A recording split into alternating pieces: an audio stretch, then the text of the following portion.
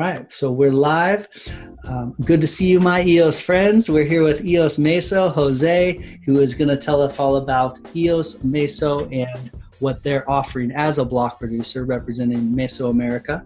And so we're just going to get into it here, my crypto friends. So pleasure to have you on the show, Jose. And the pleasure's all mine. Thank you. Yeah. So, you know what? Just give us your, minute overview of what EOS Meso as a block producer is offering and what you guys are all about. Sure thing. First of all, Mesoamerica, for those that don't know, is a region. It's a biological region in between the north and the south of America, comprising maybe half of Mexico, all the way down to the north of Costa Rica, historically speaking or biologically speaking. The reason we chose this name is because we believe down the line we must change this governing regimen in the world with all the current borders. That's many people they don't realize that's quite a recent phenomenon from a historical perspective. So I think I must say that that's part of our vision is a more interconnected world. And so, and introducing Mesoamerica to those that don't know. And so, yes, we are in the city of Guatemala.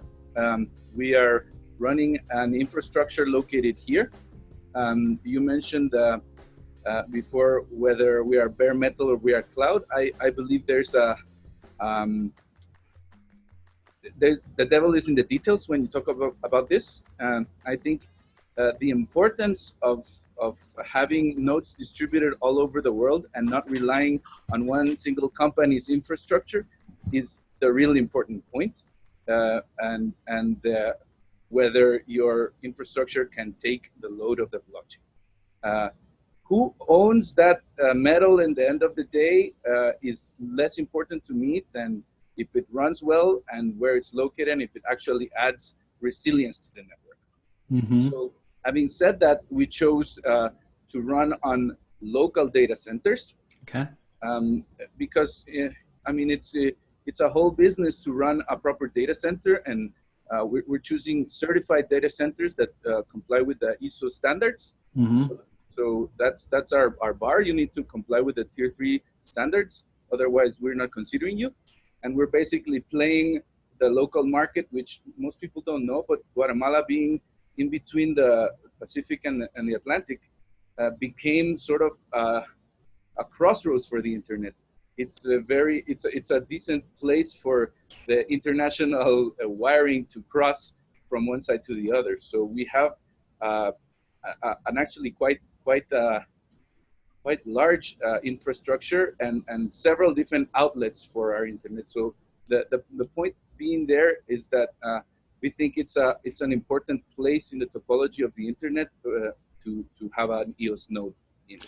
Right. Yeah, interesting. And the part that I liked on your webpage was that it references Mesoamerica as the navel of the world, and that's cool. And so it sounds like it kind of is part of maybe like even a navel of the internet as well. It's kind of a hub where traffic goes through.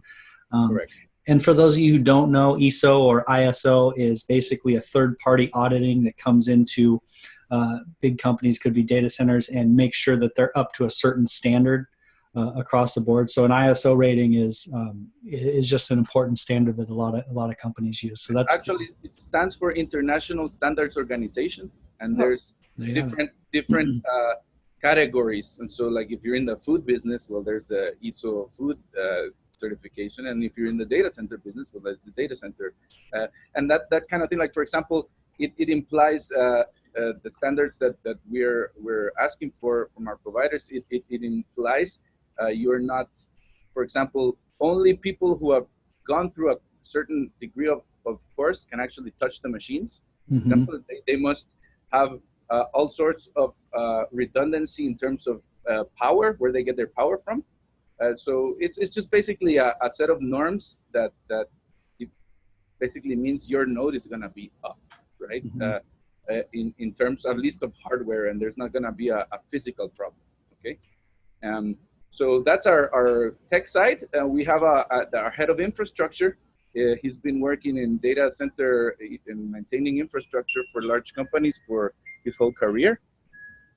sorry, for his whole career. 20 years almost now in the infrastructure business, and he's also a long-time Bitcoin miner, and so just a computer guy, like a computer like hardware guy, and he's also teaching blockchain curricula at Universidad Francisco Marroquín, which I want to touch on because it's also my alma mater from my business school, and it's Austrian economics business school. Oh, wow. Kind of world renowned at this point.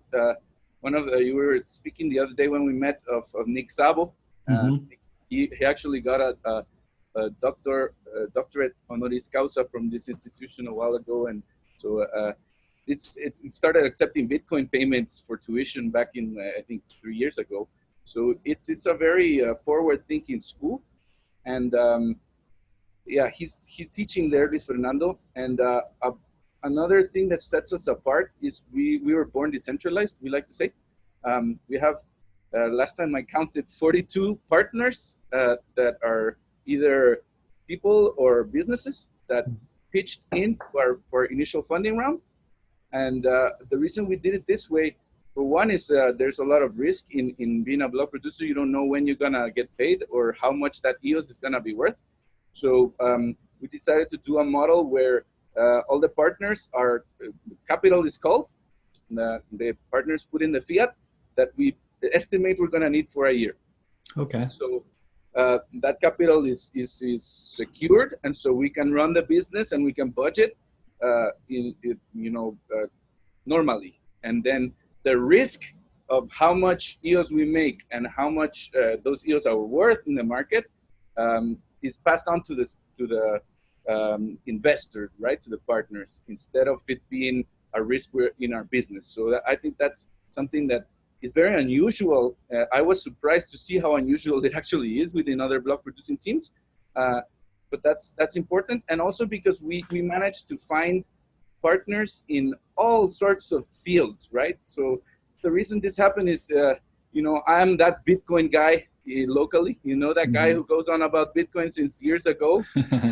and last year, of course, the results in the market, I suddenly became a lot more popular than I was. People started returning my calls, and actually I got calls from random, business folks wanting to learn more about this. And I was even called to the Central Bank of Guatemala to explain, which is quite the dubious honor, I like to say, because of course we're all about not needing them. So it's funny to show up to a meeting and being like, "Hey guys, you're being Ubered." I'm sorry. You gave them the roadmap to their demise, huh? Yeah, I actually showed them that image of, I don't know if you've seen it, the Times Square.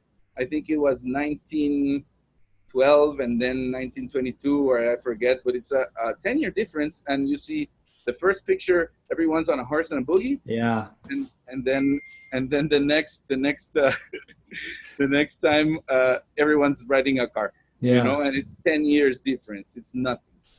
So I told them, like, get ready for it. User-generated currencies, as you were saying on your show before, it's happening. And I told them the best bet you can make is hedge the dollar. We are reserving dollars as a central bank, and that's what's backing our currency. So our fiat is backed by fiat. I said, you guys, maybe you want to have a tech team explore Bitcoin as a reserve currency. And so, that position that I had kind of allowed me to let a lot of people know about EOS, and they kind of took my word for it, even though, we're talking, I have partners that are actors in shows on Netflix. We have partners that are liberty activists all over Latin America. We have people who want to establish a free city in Roatan. We have people who are faculty in the university. Of course, we have software developers that have had success in real world apps and have been asking us about, like, how do we actually develop on blockchain? I'm trying. And they already have a stable coin project, or like a payments app that's working locally, and they want to bring it to EOS. And so it's really cool that we were born decentralized. We have this large community, and as well, like we started doing. I was going on so much about crypto for a while there, and I got some people tired, and they say, you know what, I need to get you an audience because you just. And so we started doing these meetups, and these meetups became quite popular, and so we're also doing regular meetups in Guatemala City with a lot of just tech-minded people or finance-minded people or public sector people that are starting to hear about blockchain in the world, and they're like, well, where can I go to learn? And so they come to us, and so with all this happening, of course, we knew EOS was coming. We were excited about a lot of what EOS is, the innovation it brings to the blockchain industry. And then we noticed, like, wait a second, there's not many Latin representation, especially, I mean, we have the Argentines and Rio, Costa Rica, and then we're the northernmost Latinos.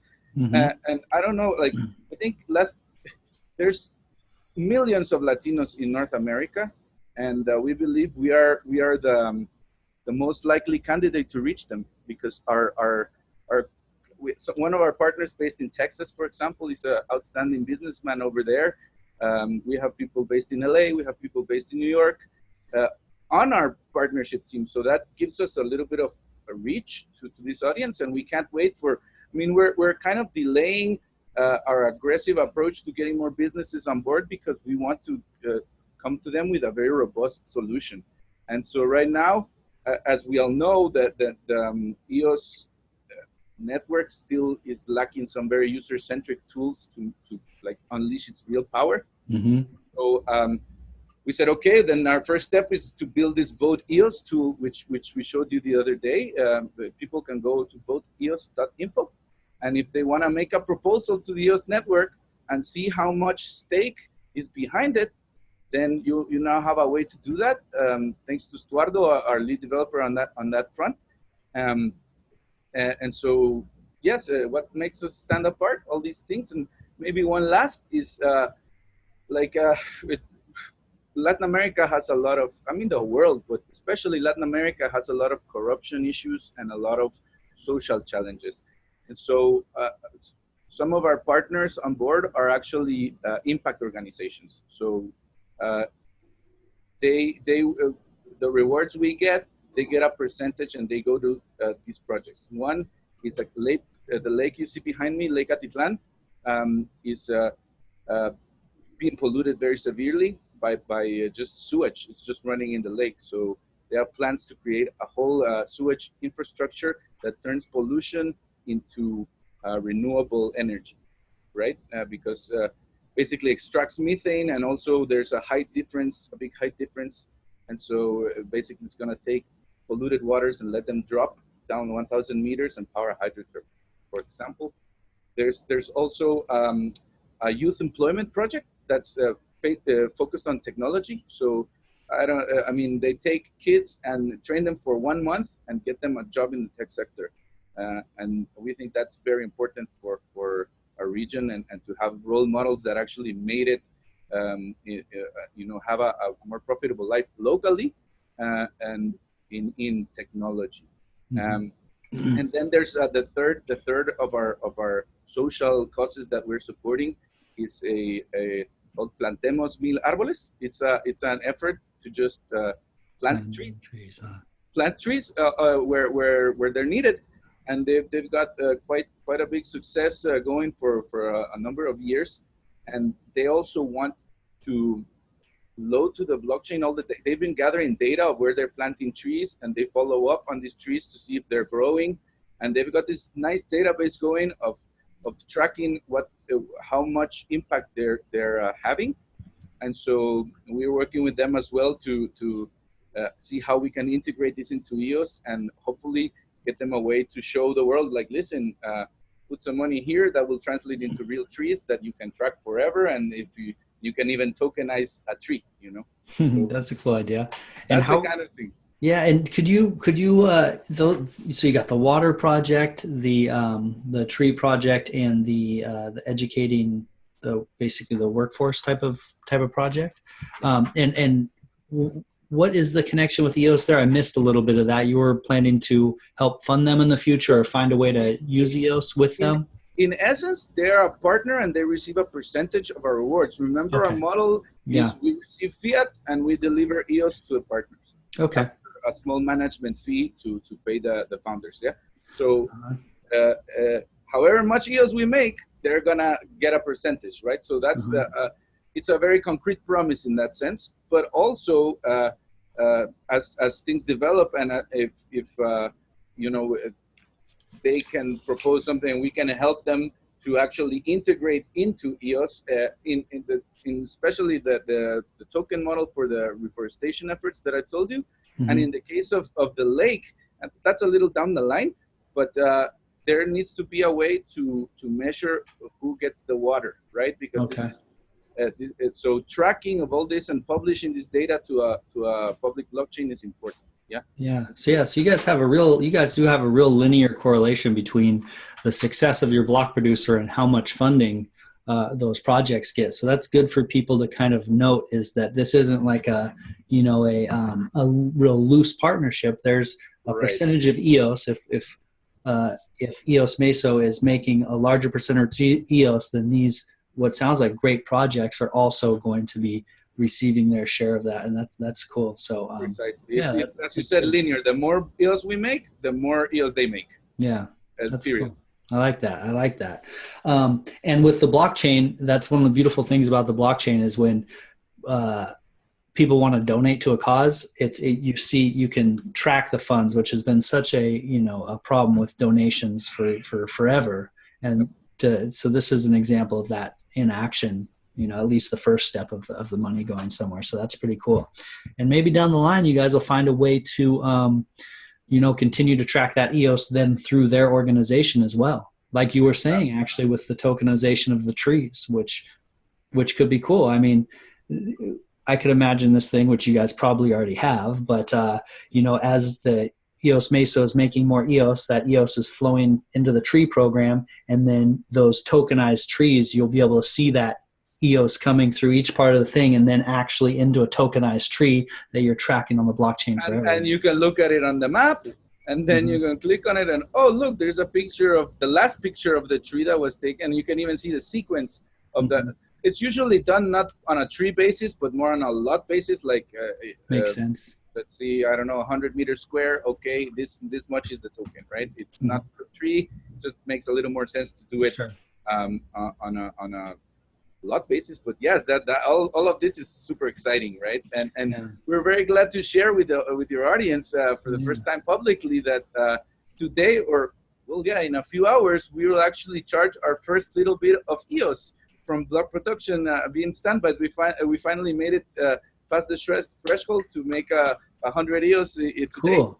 Nice. So we're very, very happy about that. It's been quite the adventure to get there. And we will continue striving towards more, but definitely it's motivating to make it to that point, Oh, well, that's fantastic. I love to hear that. That's so cool. And I'm sure, and if people don't understand how cool that is, I understand it because I became a Steemit witness recently, and I've been waiting for 2 weeks to mine my first block to finally get that, into a position where I actually get a reward.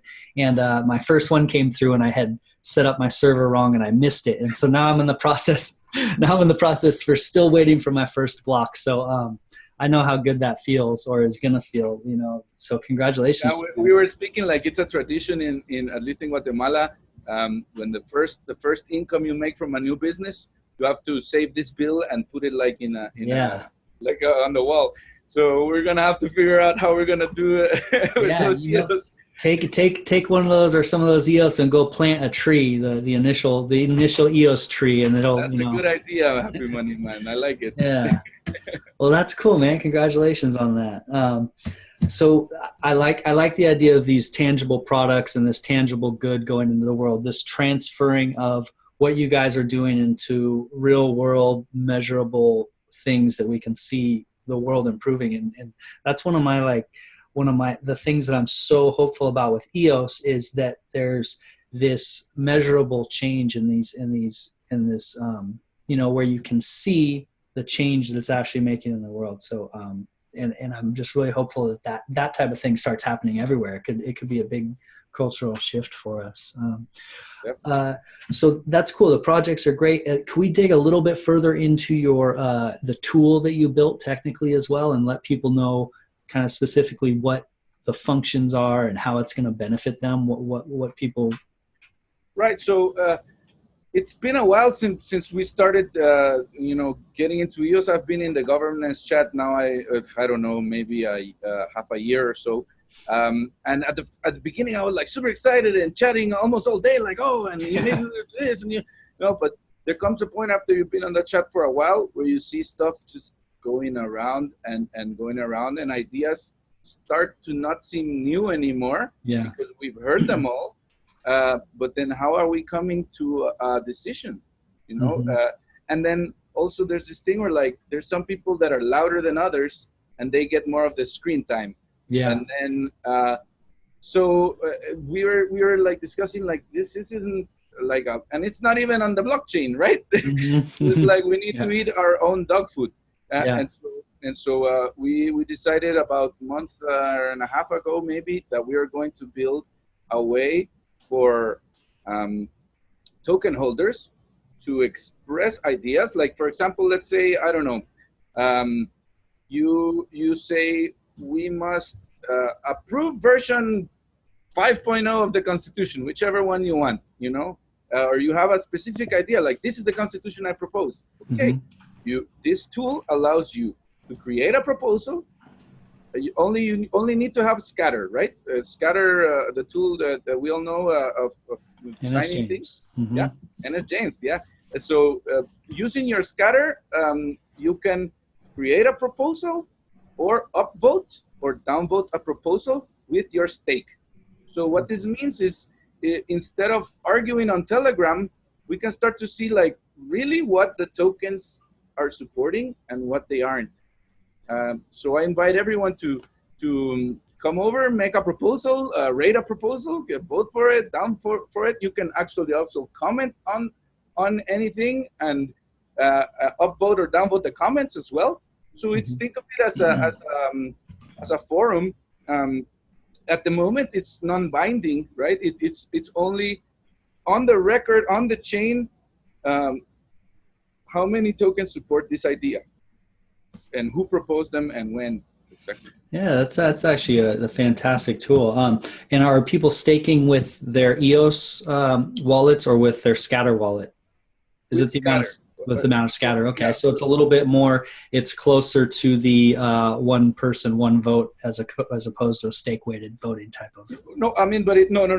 Then you get me wrong. The tool is built so that you can give as much weight as you. So the amount of tokens matters. The amount of your EOS tokens matters. Correct. Okay. So the more EOS you have, the more likes it's gonna get, or the more dislikes this thing is gonna get. Of course, you can see how many different users did everything, and that informs you as well. But the tally that we are using is based on your stake. Which makes sense, because when it comes down to it, things getting voted in or out, that's how it's going to be represented. So that's what it is. It's a capitalistic democracy, or whatever you call it. The more stake you have, the more say you have, and that's what's not going on in Telegram. Yeah. So hopefully more people start to use it. It's a alpha version, so it's kind of text based. It's not like super beautiful still to use, but it's very simple, and it already works. Yeah. So please use it. If you have any issue, you can go on to our Telegram, EOS Meso, like EOS Meso, I think you can read. Yeah, you got it. And then join the Telegram, ask a question, and you get an answer soon. And if there's a bug, we fix. And so please help us. Yeah, well, that's great information. So we kind of went over your hardware. We went over what you guys are doing, and what your community's built on, and what you're adding. So that I like the fact that you've legitimately thought out the hardware. You've got the tech, and you've got a stable, diversified node. I like the fact that you guys are putting work into the EOS community. You built a tool, and you're also giving back to the real world. So those things are big positives, because a lot of because not all block producers are adding to the ecosystem. So 2 questions: is there anything else like real specific that you're adding that we missed? And then after that, what are your thoughts on the general ecosystem right now as far as the worker proposals go, and anything that has to do with block producer transparency? Sure. I would add one last thing that's concrete. It's still in the works, but we are announcing it already. We want to audit the general elections of Guatemala. Oh. And hopefully El Salvador. That's a little more iffy, but Guatemala definitely going to happen. And what do I mean by audit the general elections? And so let me explain a little, if I may. Guatemala has a democracy where we show up every 4 years and cast a vote. It's a paper-based ballot system, so we have tables all over the country. You're assigned a table, you show up, they verify your ID, human, which is another whole subject, but you kind of verify your ID, and you go behind the curtain, you cast your ballot, you close it on a paper, you put it in a bag, and then at the end of the day, the volunteers who are present at the table, I've been that kind of volunteer for elections already. So what you do at the end of the day is all the volunteers, as well as the representatives of the political parties, with their eyes on the paper, count the votes, see what the number was, like how many votes for this guy, how many votes for that girl, how many votes, like you agree, and you create a paper where you input this data. You say 400 votes for Brandon, you say 300 votes for Jose, and you create this paper. So what we're going to do is we're going to give an app to all of the already participating observer groups. Like there's like United Nations, there's this public sector observers, there's private sector observers, there's university, blah, blah, blah. So we're going to approach all of these. Here's an app where you take a picture of that piece of paper. Yeah. And that piece of paper gets hashed to the blockchain. Yeah. And so while this is going on, people online, and we're going to rally, we hope, the EOS community to go online and just participate in a little game where you basically shown this piece of paper that you are proving, you've shown the image of the piece of paper that is hashed, and then you say, okay, right, the computer does this, this is the image that was hashed. Okay, now you look at the numbers, and you go and type in the numbers you see. And think of it as like votes mining, or like personal mining, whatever. Yeah. And so you're counting, you're re-evaluating whether data in this piece of paper is the data in our log, right? Correct, yeah.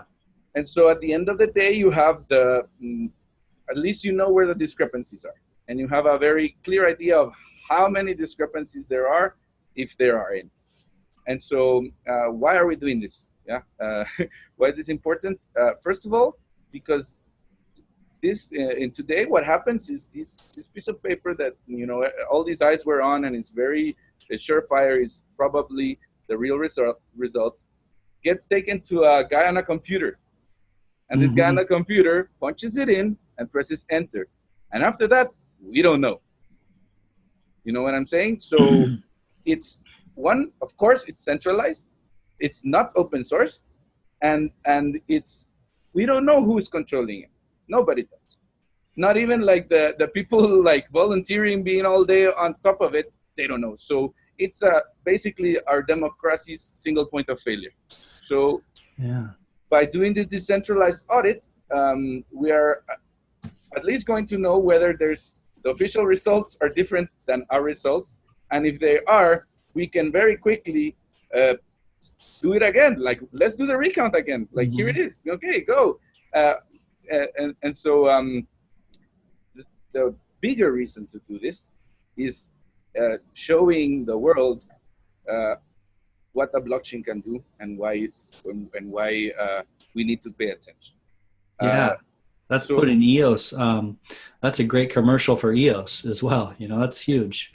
And so what we're trying to get is maybe other couple of groups to support us in this effort. We don't want to be like, oh yeah, we did it. we think we need a lot of help in terms of funding. We might need help in terms of getting enough people on the internet to do the verification and maybe win a little civic type token, like a good citizen token or whatever. So yeah, we're calling on anyone who wants to help. Reach out to us, and we would love to talk to you about it.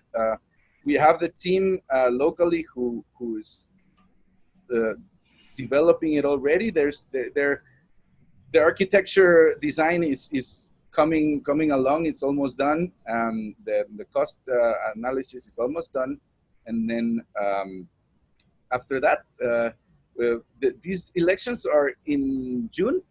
But the presidential elections in El Salvador are in February. So if we make it happen earlier, then we can do this. And it's a simpler elections. It's only president. So in the case of Guatemala, it's president, Congress, mayors, a bunch of things. So it's a lot more data. So hopefully we get it done in time to audit El Salvador. And it's also a smaller country. It's a more controlled experiment. And so yes, this is the other thing we're working very hard on. And sorry, I'm hogging your time. No, not at all. I mean, this is your time. What's so interesting about that idea is that actually the voting in paper in a bunch of different communities is a really decentralized way to do it, even though people might not think it is, because you're having a lot of verification and it's written on paper, and so it's a pretty good. At that level, it's a pretty good system. It's when it gets all those votes get tallied and they get sent to some one authority, and then there's this one person or this one even just computer program that can either be hacked or manipulated just behind the scenes. Like after maybe everything is done all perfectly, it gets to this one part, and then that is all that has to get changed, and no one knows. And if you're a bad guy, this, and it's where you're going to attack. It's just easy. It's so easy. You don't have to go to 1,000 different communities and manipulate. And everyone's fooled thinking like, it was very decentralized. Look, all eyes were on it. So having participated long enough in the election process, we noticed this. And so we decided, hey, what a better application. And there's another thing that happens, and it's happened all over the place, is when the results are not liked, people burn down the papers. You destroy the paper. I can see that. By doing this, we have the most secure data, which is the freshly minted from the table results. That's the best place to take a snapshot, and then you can burn it, but it's hashed. It's there forever. Like we know. So yeah, that's a really cool idea. And the other point that I want to really hammer home is that the credibility and kind of the publicity and the legitimacy that gives to the EOS blockchain, if you guys were to pull something like that off on a global scale, all of a sudden people would have to take notice. I mean, it would be world news that's huge as well. And then anywhere where you have a paper-based ballot system, you can adapt it and use it again. And it's going to be open source and free to use, as long as you have, the only real problem we face is how the account creation, how we're going to manage this part, and if it's not going to be an hurdle in terms of costs. So it's not really too high of a hurdle in terms of cost. Like if each volunteer gets an account, we have to create an account for each volunteer. So we're seeing if there's a workaround around this, and we can have a few users that are control. I mean, that's still not worked out, and any help on that side from the smart devs in the whole of EOS would be welcome, because that's like what's got us thinking at the moment. Yeah. Well, that's kind of an interesting segue into worker proposals, because could worker proposals be a fix for that? Actually paying someone a salary to go through and verify all those transactions? Well, the problem that we have is so each volunteer is going to have a cell phone and take that picture. Those parts. How do you know that this picture? First of all, who gets to upload it? It's better if you have many people uploading, and then you can kind of track okay, this user was uploading photos from this site geographically. He can't be uploading photos from this site as well. That would stop making sense. Or it just the more granular you get, the better the data is going to be. But in terms of worker proposals, yes, I think worker proposals are a very powerful way to go forward. I'm concerned that Block One took such an extreme approach of no worker proposals. It seems to me like it's a negotiation tactic to lower the amount that ends up being there. Maybe 4% is a little too high, especially if we don't have a proven way to do it. Like more practice and more standards that emerge. Like next time, let's not pay that guy up front. Like we should do 3 payment installments, or like next time we should have this threshold instead of that threshold. That kind of whole thing, and also the concern that the people who are voting right now is very few. I mean, well, it's still like around a third of all the EOS. So, what about all those other accounts that aren't voting? It's kind of taking care of them, not to create such a large inflation at the moment. Maybe get them participating before we go all out on the worker proposals, blah, blah, blah. But end of the day, I think we have some very urgent needs that is better if we pay people to do than just rely on block producers kind of doing it. And like I think it's better if we had this much goes to infrastructure testing, and it's a company totally unrelated to any block producer who actually has incentives to poke holes into block producers and like be public about it. Because as much as some block producers like to be vigilant, there's always this like, if I burn these guys, they're gonna burn me next time. So I'm just gonna privately, gently tell them, hey, you're not doing anything properly, blah, blah, blah. And that can go a long way. And I think it's just natural that it's gonna happen this way. But it would be nice to have some like person who's actually been rewarded to find the weakness and that has an established protocol. Like, I'm gonna warn you once. I'm going to give you this amount of time before I go public with it. I'm gonna and then after time goes by, I'm going to publish a report where you can see on average what really happened. So like that kind of institution would be great to have. And the only way I see it for it to happen is either Block One wants to pay for it while we have a worker proposal system, or we have a worker proposal system pay for it. Because if it's coming from volunteer efforts, there's a limit. And if it's coming from block producers, then there's an incentive problem.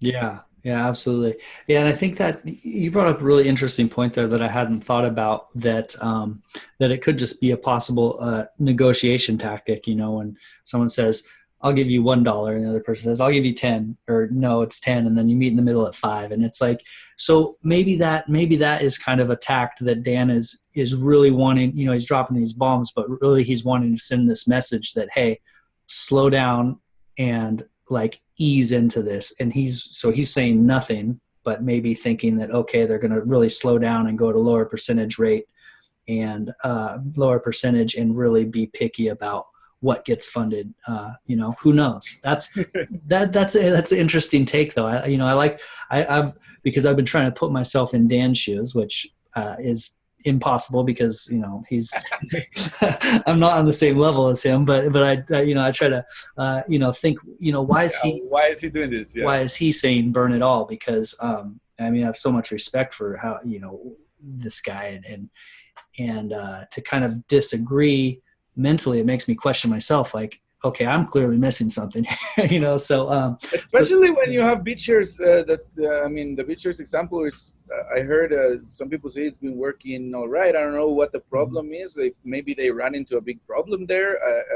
I haven't followed that part very closely, but I think certainly there's challenges to get it to work right, challenges to getting voters to vote for decent VPs. There's always the greed side, and maybe people being a little self-serving, especially in the beginning, or I don't know, it's hard to get this thing going. So I think we should be patient. We should be propositive, or like, yeah, I don't know how you say this, but make proposals, right? Like make proposals, and please, like, let's start voting on things, and at least gauging interest, like polling, and this because this like endless ranting on Telegram is not even an organized discussion, because you go like into some subject, and then some guy drops a bomb about something else, and the subject goes back, and then 3 days later you go back to the subject, and it's just not the most effective way. I spent about a month of my life reading the Gov channel for sure. It's amazing. You're just like, yeah, it's like there's a lot going on there. But I finally posted last night, after maybe 4 months of just not posting and just not reading it anymore because it kept going and going and going. Finally, I say I made the mistake of going back there, and it became interesting again. It's like, oh, this part is interesting, and I found a really interesting question, which I answered, I think, very thoroughly again. But then it's like, boop, my hour of efforts into this really well crafted idea just goes, and it's lost in the endless sea of chat. I got a 1 thumbs up. yeah, that's interesting. Yeah, there's not much incentive to put something that well thought out there where it just disappears, huh? And then it just becomes nagging others, and just like almost like this bickering. So it's like, well, that's why your tool, EOS Vote, is that what it's called? EOS Vote or EOS Vote? Voteos, or like this, like Voteos. Voteos. Voteos.info. Yeah, Voteos.info. Yeah, so vote EOS. .info. I mean, it's solving an actual pain point that a lot of us realize is a pain point. So that's a cool tool. That's a really cool tool. Thank you. And just so people know, we talked briefly on worker proposals. I just spoke with Dominic from Werbly. Yep. And we went real deep into worker proposals and the pros and cons and all about that. So you guys can find, a real deep dive into that on another video. But it sounds like you are of the same thought as Dominic was, and that you're in support of worker proposals done correctly, and you want to, you don't want them all burned. So, yeah. So is there any other, kind of topics as far as BP transparency, or anything that's really setting you guys apart, or anything that you think needs to be addressed that we've glossed over? I think the fact that I haven't checked this recently, but the fact that on average voters are not using the full 30 votes is a concern. There's, I think, at least 30 worthy teams, if not, 50 or more worthy teams. I mean, depends on your idea of what makes them worthy. But I think there's competent individuals and teams not being rewarded, and they might go somewhere else. So that's something I would urge people to go to.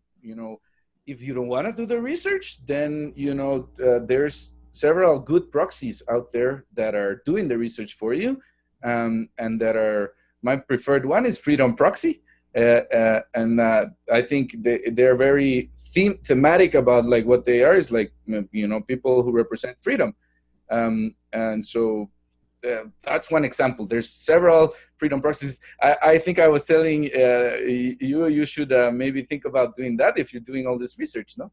Yeah, absolutely, and I took you up on that. I'm starting a proxy as well. So you guys, if you are looking for a proxy, and HappyMoneyMan proxy, and awesome. Yeah, and I'm this is about as thorough as you get. I sit down and talk to block producers for an hour at a time.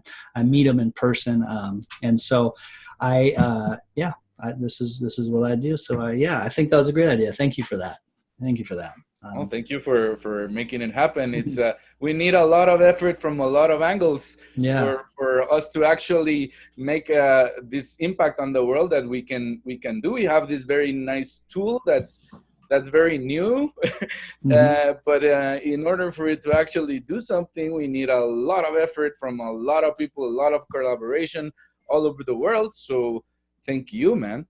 Yeah, absolutely. And yeah, I think, to your point that people aren't voting for a full 30, to me, that makes some sense. Those people are probably voting for the ones that they've had a chance to get to know, and they just don't know 30 good ones yet. And Maybe. there definitely is 30 good block producers out there. That's not even a question.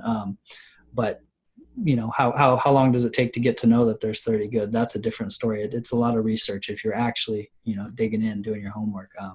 My biggest thing is voting for block producers who are actually providing tools to the community and who have and who are community focused. So that's something I like about you guys. Like I said, you're actually built technical tool, and you're putting stuff into the real world, community based. That's my style. So that's cool. Thank you. And now that you mention it, I'd like to point out, so that they don't feel left out, I didn't mention them. We have musician partners as well, and filmmaker partners and actor partners, and the power of art and media is something we also need to harness, right?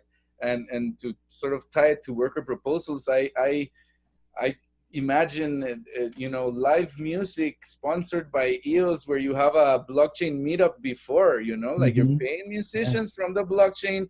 They're gonna be the thought leaders in many ways, and then you're doing workshops beforehand where you show people how to actually do the stuff, and then you tally how many people assisted, you create pictures, and then if you did a good job and people assisted, then you might get a chance to do a next one. For example, we have this dream as well. So yeah, I don't think killing worker proposals entirely is absolutely not a good idea. We need to figure out how to do them right. And please, Dan, if you're watching, consider this. Yeah.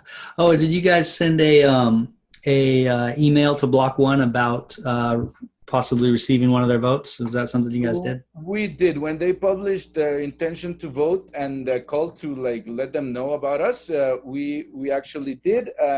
And some of our partners as well did send them hey, I'm this guy. We say we have so many people on board, and then we didn't want nowadays you just post someone picture on your website and how do you, so a few of our partners took the time to say, hey, Block One, these guys are legit. I'm with them. I'm doing this in the world, and we are, we would like your vote. They of course haven't voted yet. They didn't answer, but we felt it was worth our while to do it. And they have the very big problem that with their large stake, they can actually make things worse by voting. Yeah. So I understand why they haven't. There's some speculation that that they're hoping for the change to get put in for 50 votes, and then that would dilute their power a little bit, so they won't skew it so much. So we'll see if that comes to fruition. But yeah, well, that's good. I think that they're what you guys have going on. I think that would be it's good that they know about you. That's cool. So yes, yeah, and. Well, it's I don't know how much time we have left, but I think it's great. Maybe one last thing is we have a mascot that we like to promote, and so if you go to our YouTube channel, you can go from our website there, or you Google YouTube EOS Meso, and there's several cartoons that give you a little graphic idea of what we want to do. And what we're about, and it's all a Mesoamerican theme, so please, if you like to look at that, go ahead. Cool. So YouTube EOS Meso, and then I'll put the links in the bottom of the YouTube video and the Steemit article so people can find you guys.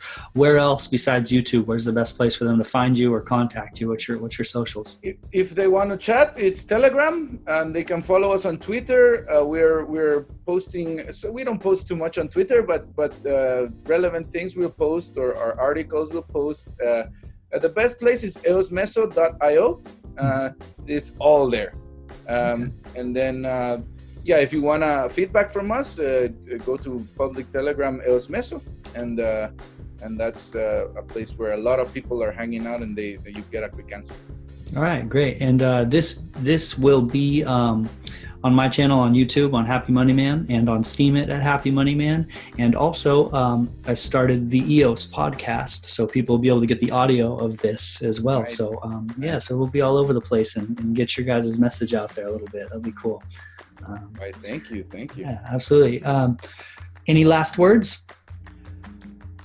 Be bold, be brave, go EOS. Yeah, I like it. Good ending. All right. Cheers, my EOS friends.